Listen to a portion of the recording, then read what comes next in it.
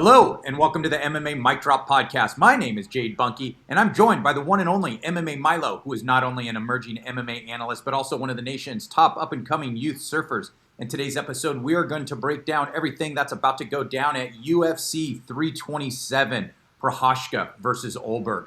This is an absolutely stacked fight card. It features not one, but two title fight. It features ranked fighters up and down the entire card, and it features some intriguing prospects. If I am going to rate this card, if I'm going to give it a grade, I'm going to give it an A-. Milo, how are you feeling about this card? I think I'm going to agree. I'm going to go A- too. What fight outside of the main event and the co-main event are you most interested in? I'm kind of excited for the Reyes versus Johnny Walker fight because I think somebody's going to get knocked out. You know what? It's interesting because I was thinking, and we'll get to this when we get to this fight, but I was thinking, I'm like, this is one of those fights where I don't know if it should be main card or not, but it's going to be exciting because somebody is going to get knocked out. So I'm with you on that. So here's what we're going to do. We're going to start at the top. We're going to work our way down, and we're going to, break down each of these fights and provide picks and predictions. All right, the main event, Jiří Procházka versus Carlos Ulberg. It is for the light heavyweight championship. Jiří Procházka, he is 32-5-1. Carlos Ulberg, he is 13-1.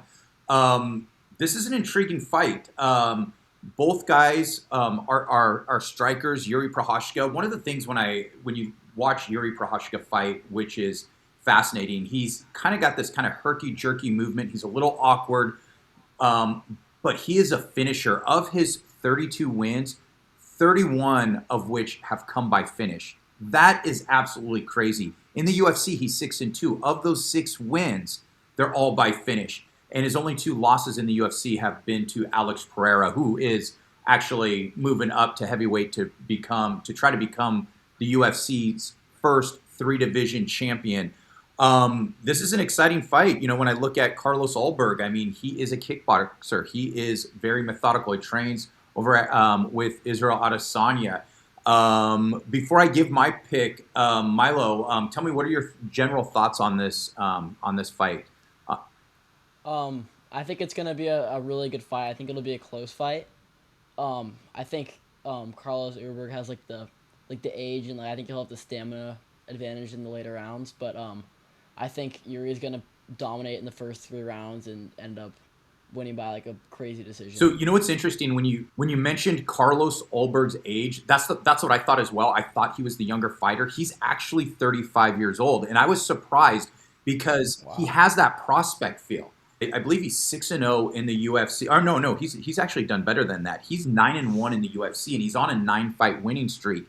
And this is one of the things, you know, that makes this fight kind of interesting, is that surprisingly, he's actually the older fighter, but he moves well. He's very fluid in his striking, and he just has that prospect feel. What are your thoughts on that? Does that surprise you? Yeah. I actually thought Carlos was younger, and he definitely seems to have better stamina than Jiří. Yeah, So and you know what? it's He's younger in his fight career, right? The odds have Procházka at a minus 135 favorite. Ulberg is a plus 115 underdog. Procházka is going to put a little more volume on him. I think he's going to push the pace. And when I look at Ulberg's win streak, it's actually not very impressive. It's not impressive for somebody who's going to fight for the title. I mean, it's not really until his last 3 fights when he beat, Volkan Oezdemir, Jan Blachowicz, and Dominick Reyes that you're like, okay, this guy's, really moving up the ranks. But Jan Blachowicz is 42 years old. He won by decision. He looked good against Dominick Reyes, but Dominick Reyes is 36 years old. I think his only really good win is against Volkan Oezdemir. Now, with that said, he has the power to put Jiří out. But Jiří also has a crazy chin. So, I think Jiří Procházka is going to be too much for him. Give me Jiří Procházka by second round TKO. All right, next up, the co-main event, Joshua Van versus Tatsuro Taira. Milo, break this fight down for me. Joshua Van just won the title kind of off like a fluke. I think he has like really slick boxing, and I think he definitely has like the boxing advantage in this fight, I would say. But Tatsuro Taira, I would say he's like a little more versatile. And but I think I'm gonna go Joshua Van by a first round TKO. Whoa, I think first round. he has power. I think he has the power to knock anybody out in that division pretty Yeah, easy. He's like a mini Ilya Taporia. yeah, no, I mean he does. I like your breakdown. He does have fast hands. He does have that slick boxing, and he does have power. And let me just check the odds. Wow, this is shocking. Tatsuro Taira is a minus one. I'm just double checking this. He's a minus 170 favorite. Joshua Van is a plus 145 underdog. That is absolutely shocking. Yeah, Um, I'm surprised by that. I don't. yeah, Are you sure? wow. I'm in total shock right now. I mean, this is the first time I'm looking at the line, and this is absolutely insane. Because Joshua Van, he's not only a slick boxer like you said. I mean, he throws volume. You saw that fight against Brandon Royval, and when I remember watching, I was telling somebody, I'm like, they were both throwing such high volume. I'm like, this looks like Max Holloway versus Max Holloway. And he has that power in the UFC. His only loss in the UFC is to Charles Johnson. And look, Charles Johnson is the guy who finished Lanier Kavanaugh. I mean, he does that to guys. That's his only loss. He's handled everybody else. I'm with you. I think Joshua Van gets it done. Now, I think there's going to be some interesting grappling exchanges. Tatsuro Taira is the better grappler. He has 8 subs on his record. He has out of it. Let's see. Did you break down the wins and losses? Yeah, he has 8. He's 18-1. Okay. Yeah. I don't know about his record in the UFC, but Okay. he's 18-1 in pro fights. Yeah. So of his 18 wins, he has 14 of them by finish, which is pretty crazy in the flyweight division. But give me Joshua Van, and I think he's going to get it done. Give me third round TKO. But yeah, still shocked on the odds. All right, now the featured bout is a little bit of a surprise. Is a little bit of a shocker, and I want to ask you your opinion if you think this is appropriate for a featured bout. I think it's intriguing. Curtis Blaydes, he's a staple. In the top 10. Often in the top 5. Versus Josh Hokit, who is 8-0 and only 2-0 in the UFC. Milo, what are your thoughts on this? I think Curtis Blaydes is gonna have the better grappling. I think he's just gonna dominate him for a few rounds, and then I think he'll end up submitting him in like the 3rd round. So, do you think this is appropriate for a main card? I mean, do you like this matchup? Are you thinking, should it be somebody else that's ranked as opposed to, Josh Hokit's unranked? And why don't you read their records Yeah, too? I mean, it should definitely. I think that's kind of weird. Yeah. Yeah, and why don't you read the records of these guys? Curtis Blaydes is 19-5, and Josh Hokit is 8-0. Okay. Yeah, and it's crazy because this is a very close line. And one of the things I do like about this fight card is there's a lot of close lines. I don't like the fight cards where, you just have these big favorites and that's not even that interesting. Curtis Blaydes is a minus 145. Josh Hokit is a plus 125. Yeah, I mean, I'm with you. I mean, Curtis Blaydes, he's one of the best wrestlers ever in the UFC, and he's big. He's a proper heavyweight. I mean, he's going to weigh in around 255, 256.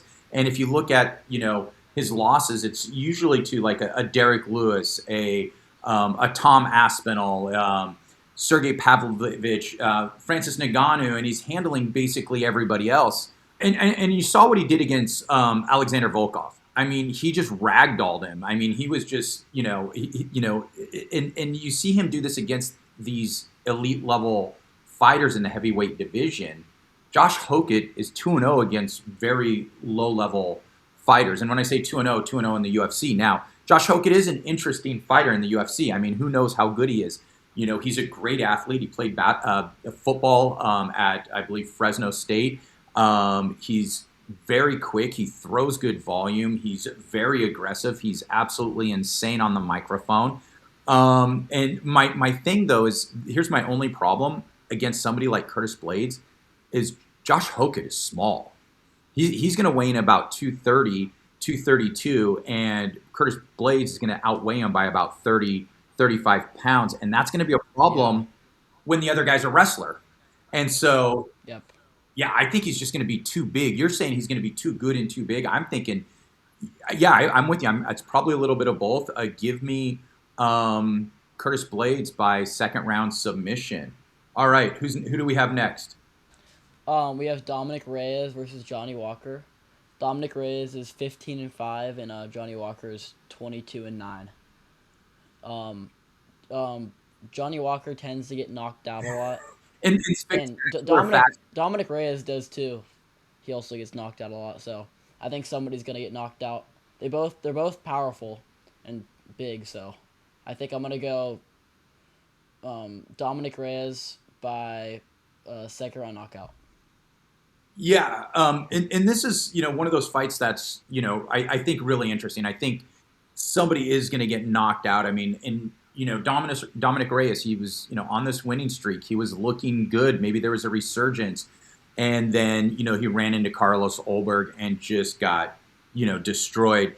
And it's interesting. So I both of them don't. I don't think either guy has a really good chin. And Johnny Walker's probably the most interesting fighter in this division in that he's absolutely massive for light heavyweight, and he could he can do something devastating or he can be devastated.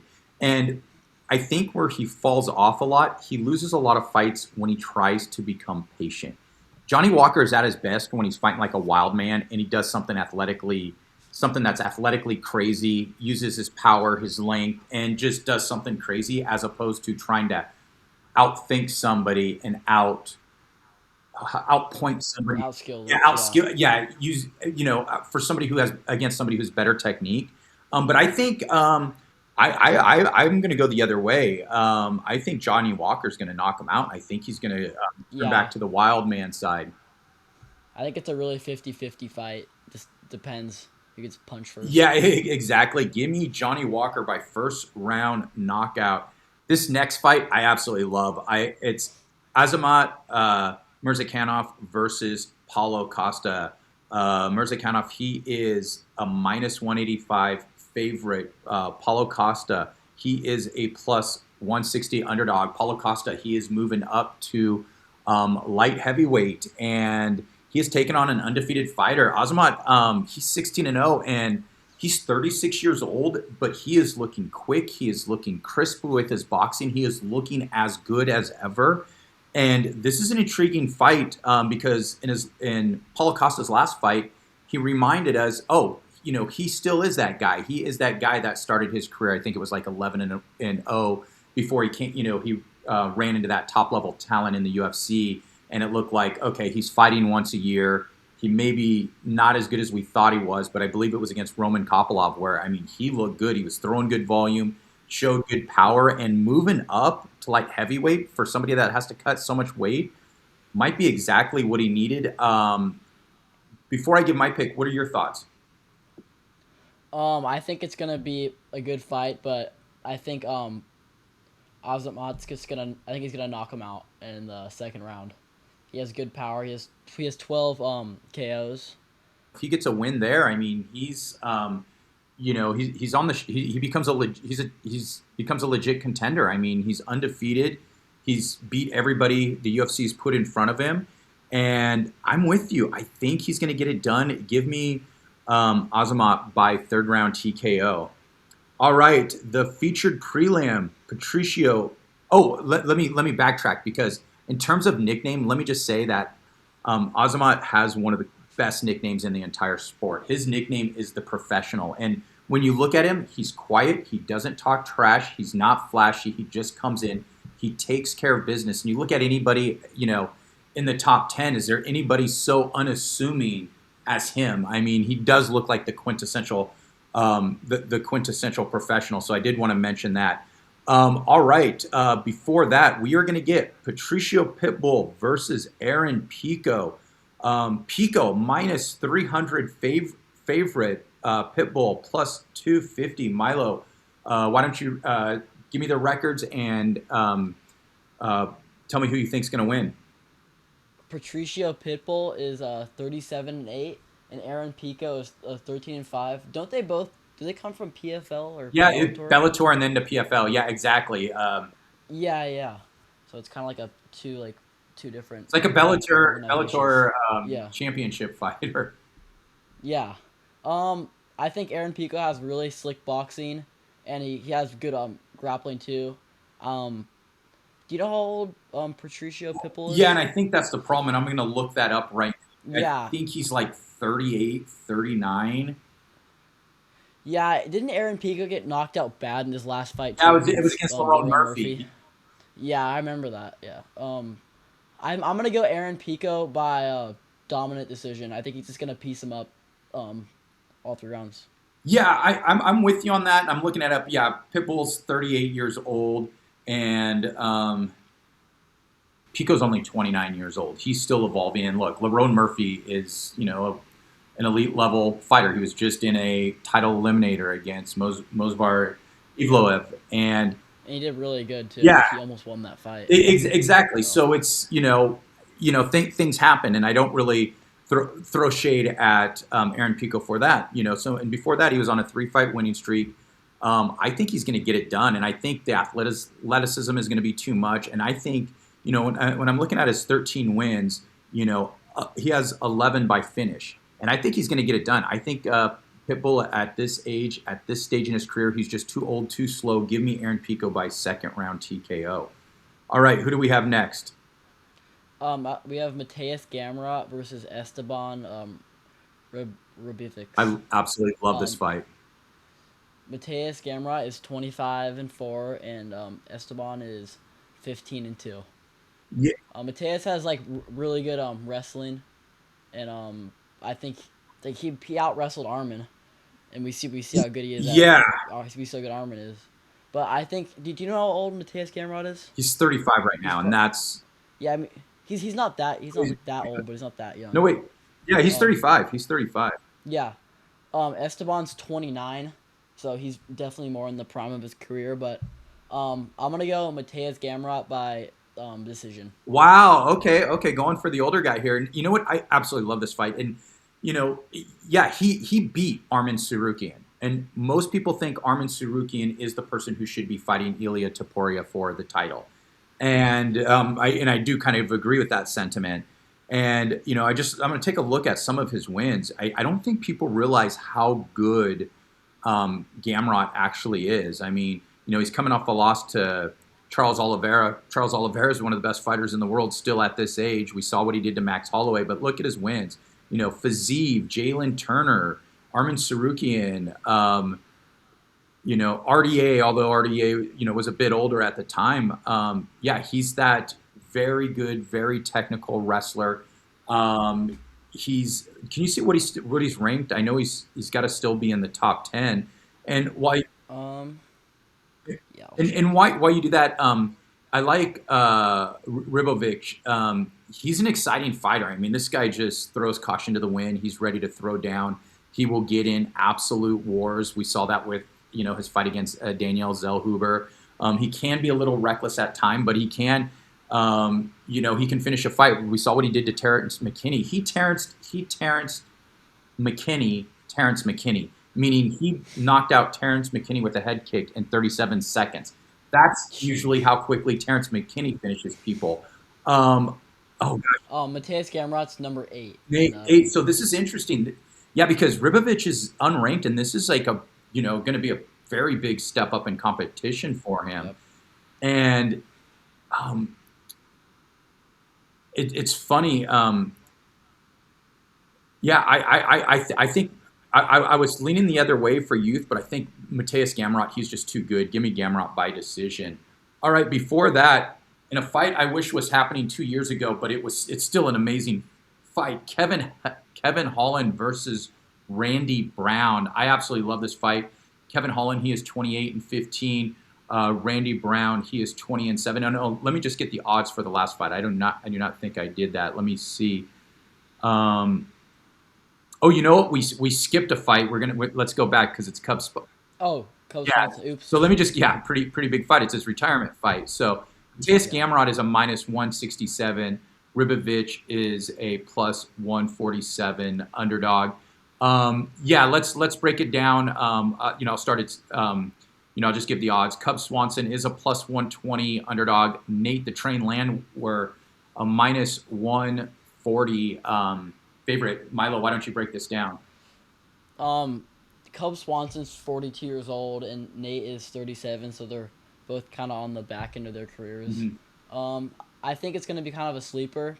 I'm going to go Cub Swanson by decision. Wow. Yeah, and I do believe this is his retirement fight. And, I mean, Cub Swanson, what a legend. I met him. I chatted with him for like probably about 20 minutes or so.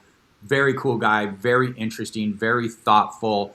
And I remember, early in his career, I mean, he's that legit top five guy, not somebody who, he just wasn't able to, get the title, but he was right there as a top contender. He was, an incredible athlete, through good volume, was good anywhere, and he's coming off a win, and I think he's let me just I just want to take a look. I think he's won like two of his last three or something, which is pretty crazy at his age. And his one loss in there against Andre Fili was a split decision loss. Now he's definitely dropped off quite a bit. I mean, he's 42 years old and he hasn't fought in over a year. I do think that's a problem because 42 is that's definitely getting up there. Now Nate the Train, he never had the level of athleticism that Cub Swanson had or the skill set. But given that he's much younger, I think it's going to make this fight much closer. And I think both of these guys are those quintessential blood and guts guys that will just bite down on their mouthpieces. They will throw down. And, I think that's what's going to happen. I think Cub Swanson is one of those guys who will go out on his shield. And he still has moments once in a while. And yeah, I think he's going to get it done even at 42. This is going to be the first time I've ever picked a 42-year-old, but I think a 42-year-old is going to get it done. Give me Cub Swanson by I think it's just actually it'll just be a decision. But it will be I think one of those grueling fights, and I think it might actually be kind of exciting because I think he's going to go for it in his last fight. So Yeah, I can see that going all in. yeah, Want me to break down this next yeah. fight? So yeah, I started, but why don't you finish between Kevin Holland and Randy Brown? Kevin Holland is 28-15. Randy Brown is 20-7. Both are like really good strikers. I think it'll just be a stand-up fight. I think I'm gonna go Kevin Holland by a second round KO by like spinning heel kick or something like Something random. crazy. So Yeah, yeah, and you know what's crazy about this? Kevin Holland, he came in with all this hype. I think he won 5 fights in a row in his first year. And he's coming off these back-to-back losses. And the thing is, he hasn't looked good in them. And even before that, I think let's see, I'm looking back, since his loss against Roman Dolidze, I mean, back in 2024, he hasn't looked good. He's looked slower. He just, it seems like these are guys he would have beat when he first came into the UFC.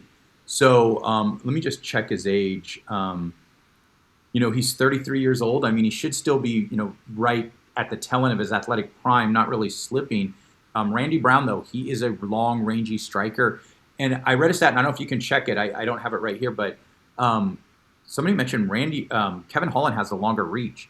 And that shocked me because Randy Brown is long. He's real rangy. He's got good reach. He keeps yeah. people at the end of his punches. Are you seeing that? No, Kevin Holland has an 81-inch reach. That's crazy. And Randy Brown has a 78. See that? Well, 81 is super long. Yeah, see, that shocked me. I didn't realize Kevin Holland. Now, Kevin Holland, he is a good striker, even though looks like he's kind of fallen off. But Randy Brown has looked a lot better than Kevin Holland has looked recently. Now, I believe Randy Brown is 35 years old, but even though he's the older fighter, he still looks sharper. He still looks quicker. And I'm going to take it. I'm going to take him. Give me Randy Brown by third round TKO. All right, who do we have next? All right. Kelvin Gastelum is 21-10, and Vicente Luque is 23-12.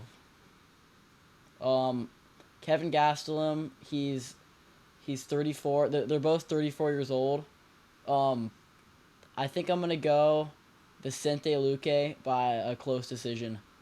They've both had like a lot of fights in the UFC, and I don't know. I think they're a little bit beaten up. So Yeah. I don't think it'll be that Wait, interesting. did you have? I'm sorry. Did you say are you gonna say Luque finishes him?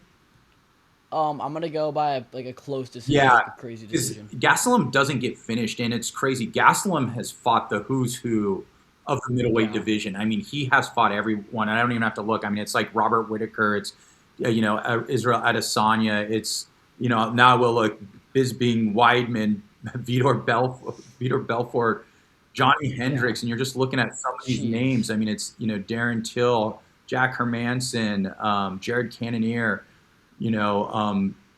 I mean, I don't think this guy's had an easy fight until recently. I mean, Tyrone Woodley. I mean, this guy has fought, yeah, the best fighters to ever come through, the middleweight division. I don't has he did he fight Anderson Silva? I don't think he fought Anderson Silva. No, he didn't. But I'm like, outside of Anderson Silva, he's fought the best of the best in that entire weight division ever. And he's got a granite chin. I mean, this dude does not get finished. He's never been knocked out. He's lost 3 times by submission. The rest have been by decision. Let me read the odds real quickly. Now, Luque is a fascinating fighter because he is a finisher. Gastelum, he is a minus 260. Luque is a plus 220. Luque has always been the more dangerous fighter, although I would say Gastelum was the better fighter. And Luque, you said, oh yeah, he's 34 years old and he's taken on some damage. He is coming off a loss to Joel Alvarez. Alvarez is really good, and it's a surprise. I'm surprised that Alvarez didn't finish him, that it went to decision. Before that, though, he lost to Kevin Holland by submission. That's a bit suspect. I'm with you. I think Gastelum is going to pull out a decision win. I think Luque is a bit washed now, and it's too bad because he is such an exciting fighter. And yeah, give me. No, I went Oh, Luque. you I went did Luque by decision. decision. Oh, Yeah. I'm sorry. Okay. So we have it just a little bit differently. Yeah, they Yeah. both have dropped off quite a bit. Yeah. Now, before this, I mean, this is an incredible fight, and this is why this fight card is so good to have this, this fight so early in the prelims. Tatiana Suarez versus Lupe Lupe Godinez. Godinez. Yeah, Suarez 11-1, Godinez 14-5. And can you check out their ranks real quickly? And I'll look up their Yeah. One odds sec. because this is very early for this. Yeah, Suarez is a minus 153 favorite. Godinez is a plus 133. Suarez is number 2 in the And rankings. what's Godinez? One sec. And that is what is crazy about this fight card is that you have a number 2 ranked fighter in the early prelims. I mean, she is coming off I believe she's coming off that loss to Wei Li, but that was for the belt. What is Um, Godinez? Lupe Godinez is ranked number 6 This is such a good middleweight. fight. Yeah, and both women are really good wrestlers. I Yeah. know, you know, I would say Lupe probably has the boxing advantage, yeah, but I think Suarez has the wrestling I advantage. would agree with that. Suarez, I mean, she was on track, to become an Olympic wrestler. And Godinez, I think she has that wrestling pedigree in her family. She is an excellent wrestler, but she is, yeah, I think she definitely has a clear advantage in the boxing. I am going to take Suarez by third round. Or actually, no, I think by decision. What do you think? I agree. I'm gonna go Suarez by decision just because I think she's gonna just take her down and just wrestle her the entire fight. Okay. Okay, cool. And before that, and this is a great fight. This is an interesting prospect. Markel Medeiros versus Chris Padilla, who's been on quite a tear. Um, Marcelo Medeiros is 11-1. Chris Padilla is Yeah. 17-6. Marquel has 6 TKO wins and 5 decisions, and a sec.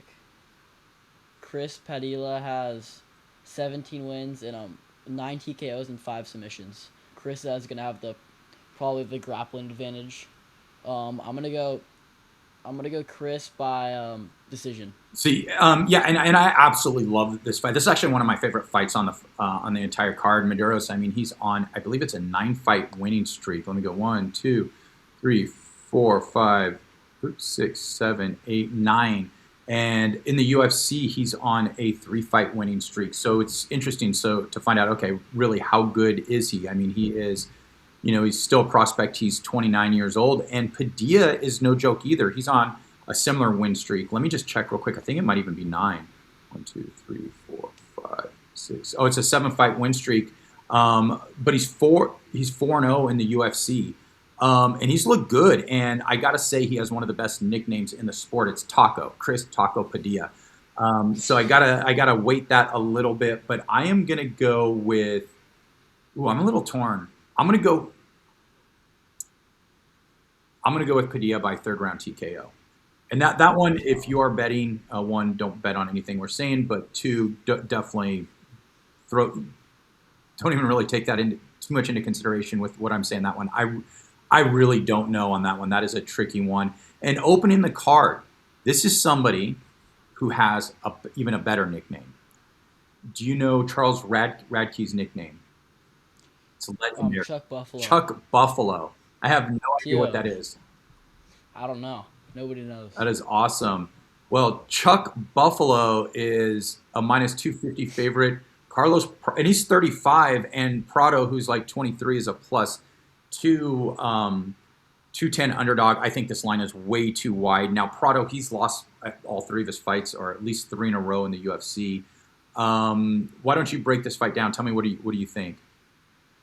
I think Radke's gonna just knock him out in the first round. Really? Wow.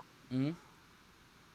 First round for Chuck Buffalo. Prado's never been knocked out. I know, I saw that, but he's gonna be the guy to do it. Yeah, and it's crazy because when you look at his losses, he's 1-4 in the UFC, and he's lost to like Jamie Malarkey, Danielle Zellhuber, Jake Matthews. That's not a bad loss, but he's lost to some low-level competition. He's only 23 years old, but he came in with a lot of hype. He was this undefeated fighter, and hasn't looked good against UFC talent. And Chuck Buffalo is tested, so I'm taking Chuck Buffalo by decision. That's all I have. Like, subscribe, Milo. Any last words? Drop the mic. We're out.